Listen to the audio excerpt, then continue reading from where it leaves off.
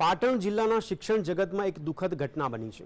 સમી તાલુકાના ભદ્રાળા ગામે આવેલી સરકારી સ્કૂલના આચાર્ય નટવરભાઈ દરજી સ્કૂલનું છાપરું રિપેર કરવા જતાં સિમેન્ટનું છાપરું તૂટી જતાં તેઓ વર્ગખંડમાં પટકાયા હતા, જેમાં તેઓને ગંભીર ઈજા પહોંચતા સારવાર દરમિયાન તેમનું મોત થયું છે। આ ઘટના બનતા પરિવાર તેમજ શિક્ષણ જગતમાં શોકનું મોજું ફરી વળ્યું છે।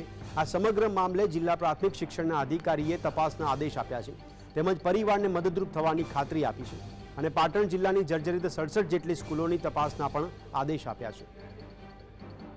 અને એમને પોતાની લાગણી એવી કે બાળકોને હું કોઈ આ પ્રવૃત્તિમાં કે ઇતર કામમાં પેલું જોડી અને ક્યાંક નુકસાન થાય એવી વાત કરું, એના બદલે હું જાતે શિક્ષણ માથે આ ચોમાસા દરમિયાન પતરાને તૂટી જવાથી પાણી ના પડે અને સારા વ્યવસ્થિત જોડી દઉં એટલા માટે તે એને માથે ચડ્યા હતા। શાળાના પત્રો પર ચોમાસાની અગમચેતીના ભાગરૂપે જોવા ચડ્યા હતા અને અમે વર્ગોમાં હતા અને પછી ધડામ અવાજ આવ્યો એટલે અમે જ્યાં એટલે